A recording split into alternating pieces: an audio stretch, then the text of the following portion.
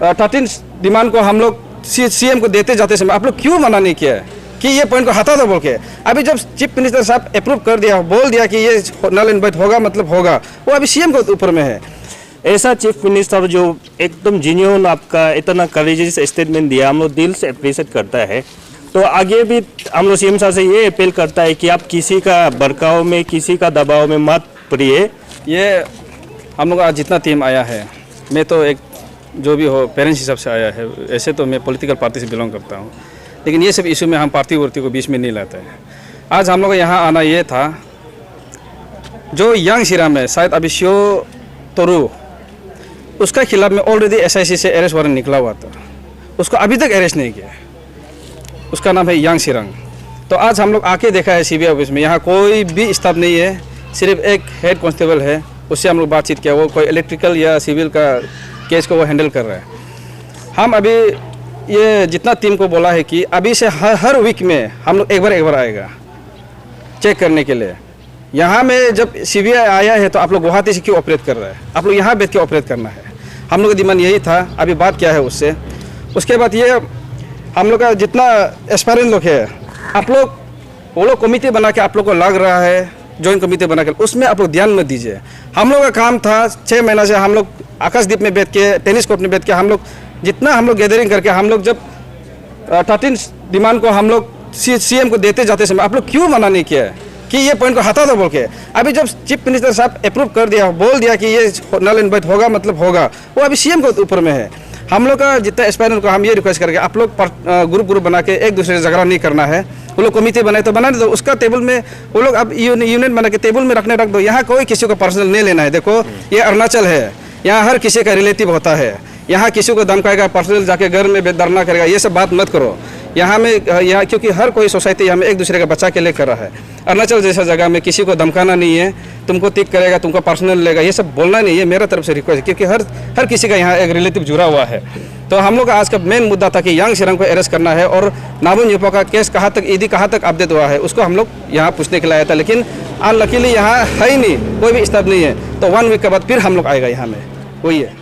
Chief minister है, तो chief minister का एक स्टेटमेंट देखा है, तो उसने क्लियर कट जो यहाँ पब्लिक का सेंटीमेंट को लेके एक्सेप्ट किया है कि ये पेपर लीकेज नहीं, पेपर सेलिंग है।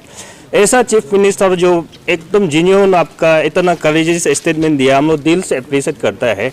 तो आगे भी हम लोग सीएम साहब से ये अपील करता है कि आप किसी का भड़काव में, किसी का दबाव में मत पड़िए।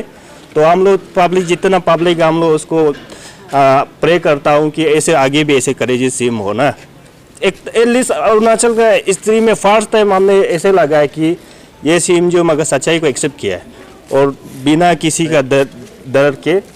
तो सेकेंडली हम इसको ये बात रखते हुए, सेकेंडली मैं आपसू का जो बनकुल मैटर को मैं थोड़ा सा शेयर करना चाहता हूँ।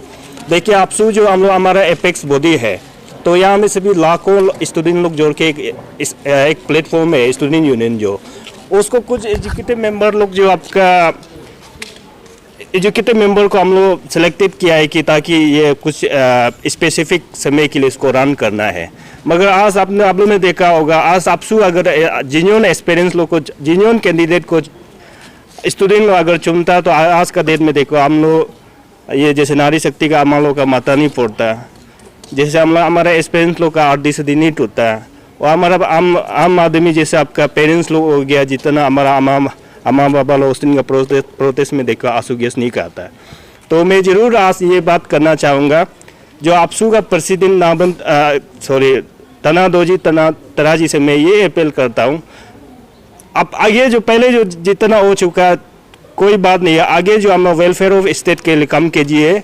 आप लोगों ने आपका टार्टिंग को बनकुल डिक्लेयर किया, देखिए यहाँ में कोई वेलफेयर ऑफ स्टेट के लिए कुछ नहीं कर रहा है। आपने जस्ट 2 पॉइंट रखा है, आपका होम मिनिस्टर से क्लेरिफिकेशन, सेकंड जो आपका जो ऑफिस को तोड़ा है, ये तो कोई इशू नहीं है, क्योंकि हमारा एक्सपीरियंस और पब्लिक जो बामंग पिलेक्स का लीडरशिप को हम लोगों ने रिजेक्ट किया है, क्योंकि आपका 6 मंथ्स आप लोगों ने मीडिएटर रूप का चेयरमैनशिप का रूप में बैठा, कुछ सोल्यूशन नहीं आया है।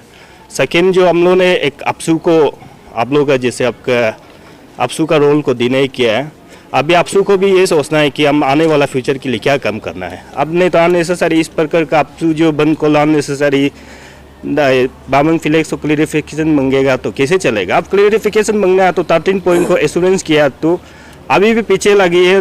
सीएम सर से आप डेली अपडेट कर लीजिए, आगे जो अगर बात नहीं बनता बोलने से लगी है।